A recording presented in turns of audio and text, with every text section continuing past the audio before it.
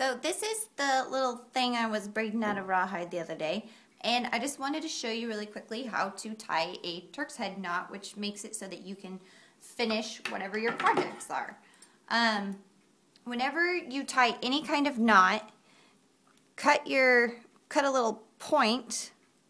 I think my strings are a little bit dry. That's okay. Cut your ends into a point so that it's easy to work with them. And I could not figure this knot out for the longest time until a friend of ours was passing through and spent the night, and her husband is a braider, and I was like, Mrs. Schutte, can you please help me? And she had actually, her husband had not been able to figure it out from the book either, and so she took a shot at it, and she was able to explain it.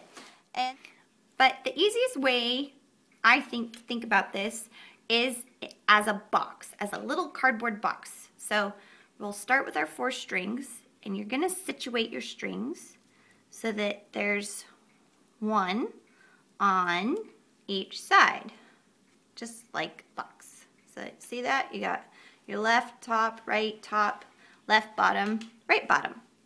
And so we're just going to fold these all around each other.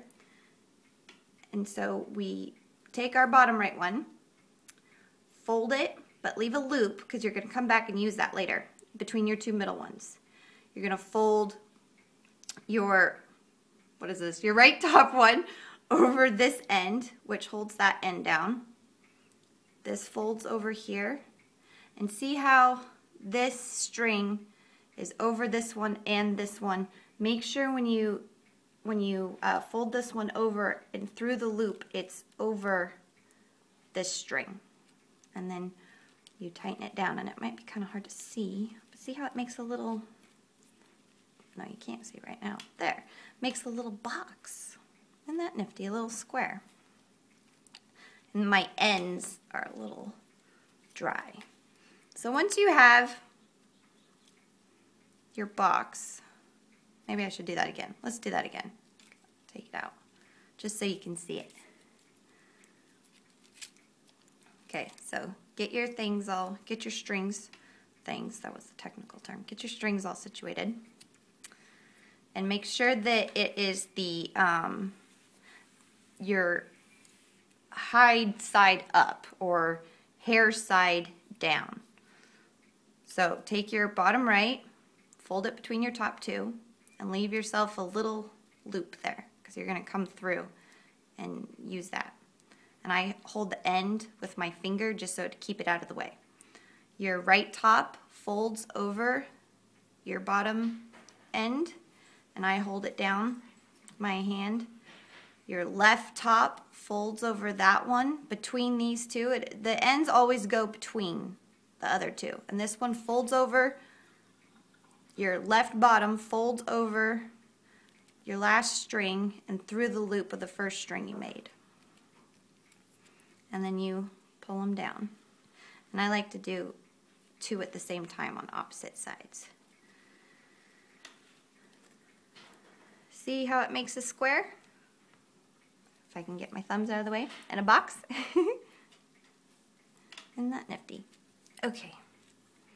So once you do that, you're going to have, want to be holding your fid, your braiding fid, and I cannot find mine right now. It is packed, and I'm terribly sorry.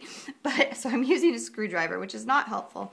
But you have to learn when braiding and using a fid, don't put your fid down. Just think of it as an extension of your hand. So you've created X's. You're going to go under each X with a string. So start with whatever string you like. I'm going to start with this one since it's closest to me. I see this X here, so I'm going to go up underneath the X and right up through the middle with my string. So do that right there. This is the next string. Here's my next X.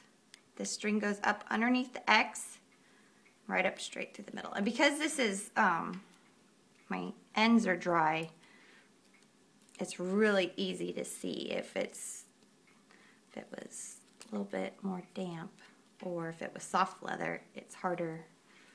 You have to really work it with your fid. So here's my next string. Here's my next X.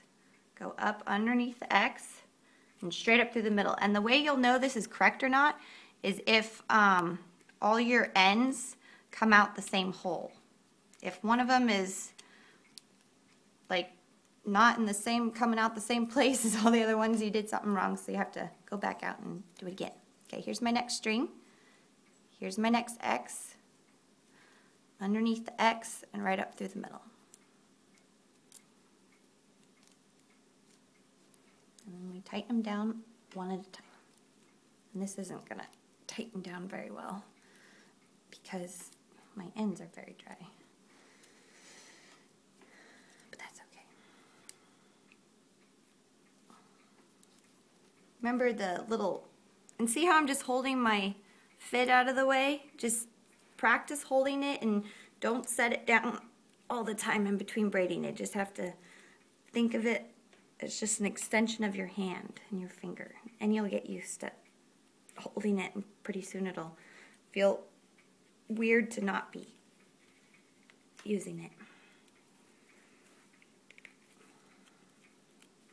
And if this was an actual project that I was doing, I would put each of my ends in my vise and pull down using my vise. But see that? Makes a little Turk's head knot. And that's how you finish your ends off.